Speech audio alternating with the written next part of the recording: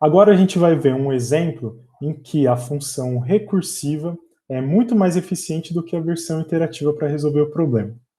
Esse exemplo vai ser o problema da exponenciação. Dado um número inteiro a e um inteiro não negativo n, a elevado a n é igual a vezes a vezes a n vezes. É fácil implementar esse código aqui, que eu chamei de potência, com um laço, né, com i indo de 0 até n, acumulando na nossa variável total, que começa com 1, que é o elemento neutro da multiplicação, total recebe ele mesmo vezes a. Vamos implementar essa função aqui, potência. Então, def potência de a elevado a n, tem essa variável total, para começar com 1, e depois, no intervalo aqui, que vai de 0 até n, total recebe ele mesmo vezes a. E aí a gente retorna total. Se a gente calcular a potência de 2 elevado a 5, 2 elevado a 5 é 32. Beleza. 2 elevado a 6 vai ser 64 e assim por diante. Esse é um problema que naturalmente a gente vai pensar numa forma não recursiva, certo?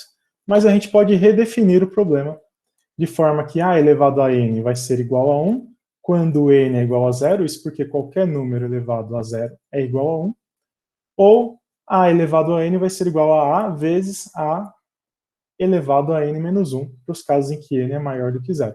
Então aqui a gente consegue ver uma definição recursiva para o problema da exponenciação. Como a gente já falou, é muito simples implementar uma solução recursiva a partir da sua definição. Essa função potência versão 2 recebe também a e n. Se n for igual a 0, esse é o nosso caso base, na verdade, né? Retorna 1. Se não, retorne a vezes potência de a n menos 1.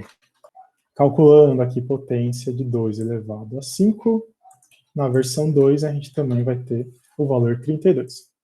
Depois vocês podem preencher essa tabela aqui, né, para vocês acompanharem o que acontece no passo a passo, quando A começa com 2, n igual a 5, aí a gente vai fazer a chamada recursiva agora, passando A e n menos 1, então continua com A aqui, o n vai para 4, chama de novo, vai para 3, isso aqui vai acontecer até que a gente faça a chamada com 0. Quando passa a chamada com 0, a gente tem um retorno que é igual a 1, está escrito aqui, ó, e a gente calcula esse valor retornado vezes o a, então vai ser 2 vezes 1, vai ser 2, esse aqui vai ser 2 vezes 2, que vai ser 4, vezes 2, que vai ser 8, 2 vezes 2 retorna 16, no final a gente tem que 16 vezes 2 é o valor retornado, que é 32. Depois vocês podem fazer com calma, acompanhando aqui cada linha do nosso algoritmo. Bom, se você olhar para essas duas funções, a gente vai ver que a solução iterativa ela também é mais eficiente. Mas espera aí, eu falei que a solução recursiva ia ser melhor. Falei, mas não é essa a solução recursiva.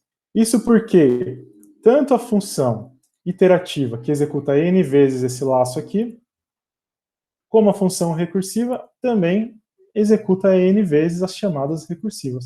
Só que a gente já falou nos outros exemplos que existe um custo adicional, né, para as chamadas recursivas. Então, o custo da versão 2, que é recursiva, vai ser maior, não só em tempo, mas também em memória, porque você precisa criar e remover essas variáveis locais na memória. Agora, existe uma outra forma da gente definir a exponenciação de forma recursiva? A resposta é sim. A gente pode definir aqui a elevado a n a partir de 3 casos. Bom, antes, deixa eu corrigir aqui esse b, que na verdade tem que ser n, n e n. E agora sim, a gente tem que a elevado a n vai ser igual a 1 quando n é igual a 0, igual no caso anterior. Só que a gente pode usar essa seguinte relação matemática, que a elevado a n é igual a elevado a n sobre 2 ao quadrado, certo? Então, um número aqui elevado ao quadrado é o mesmo que multiplicar a elevado a n sobre 2 vezes 2. Então, é a elevado a n. Só que isso só vale quando o n é par. Se o n for ímpar, aí vai ser um pouquinho diferente. Se o n for ímpar, então a elevado a n vai ser igual a vezes a n menos 1 sobre 2 ao quadrado. Vamos ver um exemplo aqui, a elevado a 7. A elevado a 7 é igual a vezes a elevado a 7 menos 1, que é 6, sobre 2 ao quadrado. Então, isso aqui é igual a vezes a ao cubo ao quadrado. Então, multiplica 3 vezes 2 vai dar 6 e depois soma com esse a elevado a 1 aqui, né? Que vai ser a elevado a 7. Então, essas aqui são as nossas duas definições recursivas agora para o nosso problema da exponenciação, além do caso básico, que é quando n é igual a zero. Então, quando é ímpar, a gente precisa tirar aqui o a de um lado e fazer n menos 1 sobre 2. Quando é par, é a elevado a n sobre 2 elevado ao quadrado. Bom, se a gente tem essa definição recursiva, implementar também não é difícil, porque é só fazer os ifs aqui a partir da nossa definição recursiva. Deixa eu corrigir aqui esses b's para n.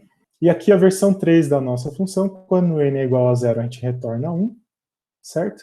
Agora, se o resto de n por 2, o que significa isso? O resto de n por 2 for igual a zero é se ele é par. Então, se ele é par, a gente vai calcular em uma variável auxiliar aqui, potência de 3 de a elevado a n dividido por 2, certo? Que é o que a gente está definindo aqui em cima. A elevado a n dividido por 2. Depois tem esse quadrado. Como que eu faço esse quadrado? Que é o valor retornado em AUX, eu multiplico ele por ele mesmo. Então, aqui é o AUX ao quadrado, que vai ser o retorno dessa função. Com isso, a gente tem resolvendo aqui dentro dos parênteses na nossa chamada recursiva. Quando essa chamada recursiva retornar, eu multiplico uma vez o retorno por ele mesmo, que vai ser o valor do ao quadrado. O mesmo é feito aqui para o caso de baixo, a única diferença é que a gente tem que multiplicar por mais um a aqui, e a gente tem também a chamada recursiva agora para a elevado a n menos 1 dividido por 2. Vou deixar aqui também como exercício para vocês preencherem essa tabela. Agora é um pouquinho mais interessante, né?